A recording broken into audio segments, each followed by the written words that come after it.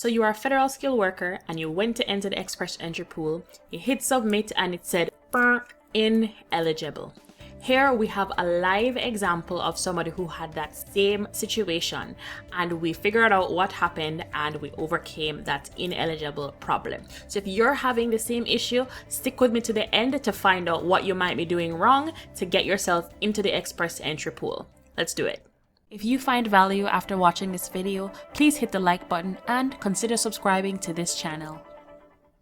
Hi, I'm Christina, a 10-year-old Canadian immigrant and author of the book From Foreign Student to Canadian Citizen and Everything in Between. And my very first express entry profile was ineligible the first time. The second time I was like, maybe I didn't put enough money. It came out ineligible again. But my profile was ineligible for this same reason. So let us go into it to figure out what you may be doing wrong. So let's do it. All right, so we have a live and in color express entry example right now. That's done up. History. All right. Dun-dun-dun.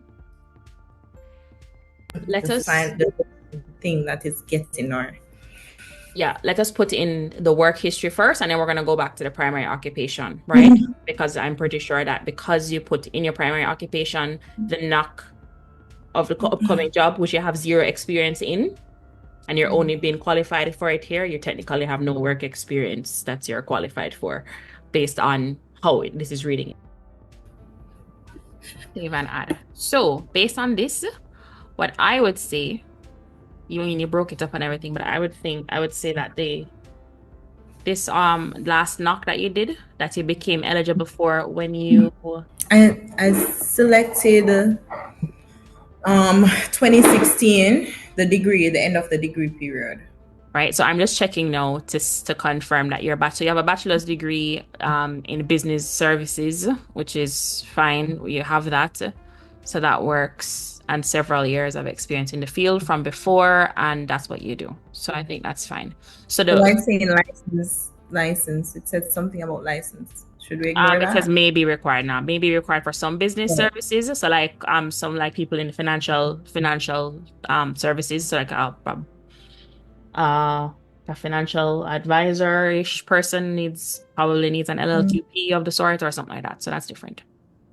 So the reason we do this is because you have to have the experience in this knock to qualify. So I think this needs to relate to this to show that yes, I'm a federal skilled worker based on this experience that I had 2021 to 2023, which is 2 years. Right? See, you've completed. Let's see now. Exit questionnaire. Accept. Okay, and it's in. Check application details. Eligible for federal skilled worker and 420. So it appears your theory was correct then. So just okay. All right. Cool. So that theory is correct. It would have been okay if with the knock, if you had a 1 year experience in that knock, then you would have qualified for federal skilled worker and Canadian experience class if you had at least 1 year experience in that primary occupation. So when you hit 1 year in Canada, then it will your work experience will update anyway. Disclaimer, this is general information and not from the point of view of a legal representative, just a fellow humble mentor. Disclaimer. Okay, this is not professional or legal advice. Anything that happens is not, you can't say Christina say.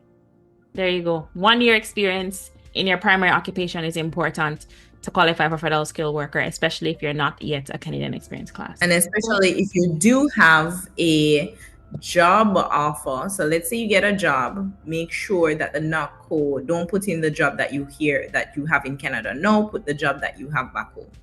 Because that's what you don't have 1 year experience yet in that knock. Correct. Yeah. So your theory was right. So the critical point with your profile is that your primary occupation, which is what you're saying, express entry, using this occupation what am I eligible for? What category or class am I eligible for within the express entry system, which is either federal skilled worker, Canadian experience class, or federal skilled trades worker. Now, for your primary occupation, if you are a federal skilled worker, you need to be putting the primary occupation that is in line with that federal skilled worker experience. Even if maybe you've come to Canada now and you've started working, but you haven't quite gotten the 1 year experience yet in Canada, so you're not Canadian experience class eligible, and then you won't be eligible for any category if you put your primary occupation as your work experience or your NOC that you are in for less than a year. Those two, the combination of those two things will say, okay, you're ineligible, even though your work history is showing that yes, you have federal skilled worker experience, but your profile is being based on that very important field at the top of the work history section, primary occupation. So you want to put that NOC that is for the occupation that you have at least 1 year experience in, a tier 0 to 3 job. That's the secret. If you're doing this and you're making this change and you are still ineligible, always try to seek professional help or seek some counsel to see what you may be doing wrong. If you know for sure, like if you went through the express entry questionnaire and it said you're eligible for express entry, but for some reason your profile isn't going through, there could be a combination of things going on. But that's one thing, could be the primary thing, your primary occupation. But also if you're putting that, okay, so you have that primary occupation, but then you have experience that is overlapping with the time you went to school, that could also be an issue. And also if you put your primary occupation, the date you became eligible for it after your work experience, it also probably won't count and is probably causing you a problem. So it could be a combination of things. There is no one size fits all. If this is not the culprit for your profile, get some help to see how you can best navigate this difficulty.